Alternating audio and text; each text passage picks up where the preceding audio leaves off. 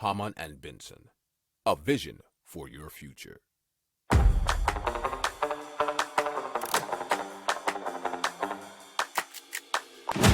Économie, tech et innovation, hydrogène, énergie.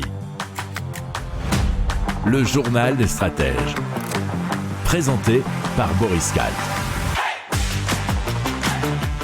Bonjour à tous et bienvenue dans le journal des stratèges consacré aujourd'hui aux énergies. Au sommaire, on va vous parler de la plus grande centrale d'énergie renouvelable au monde, du plus grand parc solaire flottant d'Europe, de tourniquets du métro qui sont transformés en mini-éoliennes et d'une solution pour stocker l'énergie.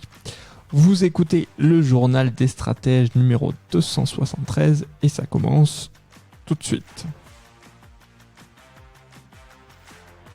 Hamann and Benson. Le journal des stratèges.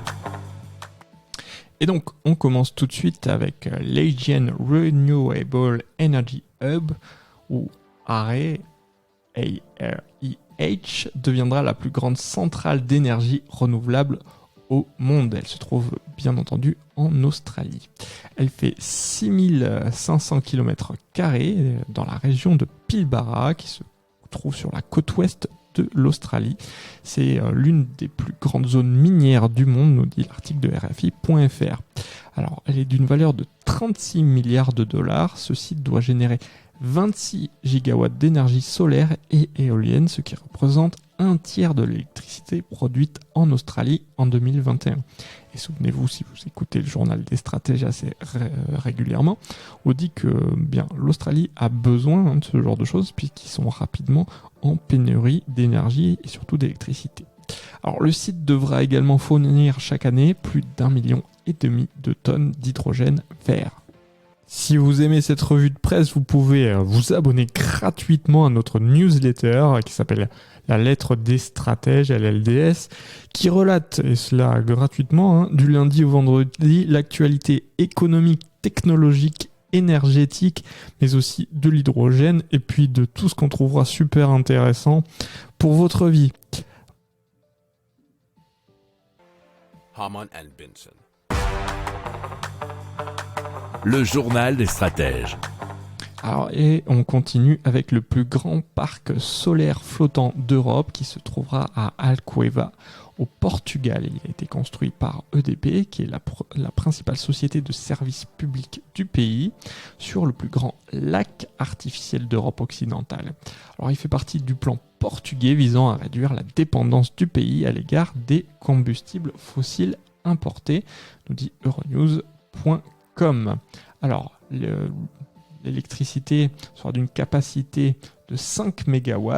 Il coûterait un tiers de celle produite par une centrale au gaz. Les panneaux installés sur le réservoir d'Alcoeva produiraient 7,1 gigawatts par heure d'électricité par an et seraient complétés par des batteries au lithium pour en stocker 2 autres. Les panneaux solaires alimenteront 1500 familles en électricité, soit un tiers des besoins des villes voisines de Moura et Portel. EDP avait déjà installé un projet solaire flottant pilote de 840 panneaux sur le barrage d'Alto Rabagao, le premier en Europe à tester la complémentarité de l'énergie hydraulique et solaire. L'hydroélectricité et les autres énergies renouvelables représentent désormais 78% des 25,6 gigawatts capacité d'installer d'EDP.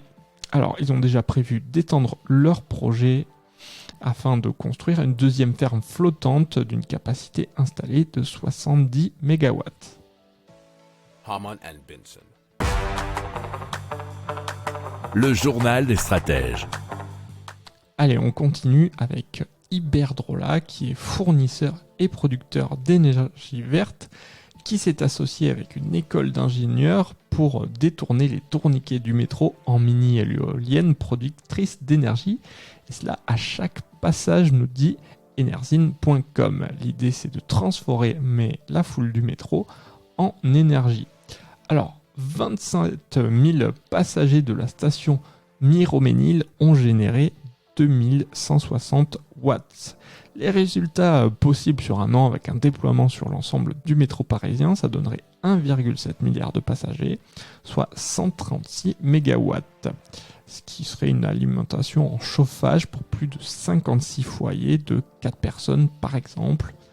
Iberdrola envisage de développer cette opération dans d'autres villes. Si vous aimez cette revue de presse, vous pouvez vous abonner gratuitement à notre newsletter qui s'appelle La Lettre des Stratèges, LLDS, qui relate, et cela gratuitement, du lundi au vendredi, l'actualité économique, technologique, énergétique, mais aussi de l'hydrogène, et puis de tout ce qu'on trouvera super intéressant pour votre vie. Hamann and Benson. Le journal des stratèges. Allez, on continue avec une solution pour stocker l'énergie, et c'est la solution de Ertium, qui est capable de restituer l'électricité en quelques heures, comme sur plusieurs mois. Alors pour le court terme par exemple, pour le soir même, la machine stocke directement l'électricité sous forme de chaleur. Alors comment ça fonctionne ? Le surplus de production qui a été produit grâce à un champ de panneaux solaires par exemple entre 12h et 16h va être réutilisé pendant le pic de consommation électrique qui sera à partir de 18h jusqu'à 23h. Alors la machine fait passer la chaleur à l'intérieur, elle la stocke dans ce qu'on peut appeler un énorme thermos. Et le soir, la chaleur stockée est restituée dans la machine, et c'est un mouvement, et ensuite, à nouveau, de l'électricité sera produite. En hiver, pour compenser la baisse d'énergie hivernale, le surplus d'électricité de l'été doit être stocké pendant des mois. C'est ce qu'on appelle un stockage d'énergie saisonnier. Et donc, pour ce coup, le stockage de longue durée, on passerait par de l'ammoniac liquide. Alors vous imaginez qu'avec un tel système, on pourrait aussi envisager de le transformer à partir de l'hydrogène, pourquoi pas. Hamann and Benson. Le journal des stratèges. Voilà, c'est terminé pour aujourd'hui. Je vous souhaite une excellente fin de journée. Je vous dis à très vite pour plus d'infos. Ciao!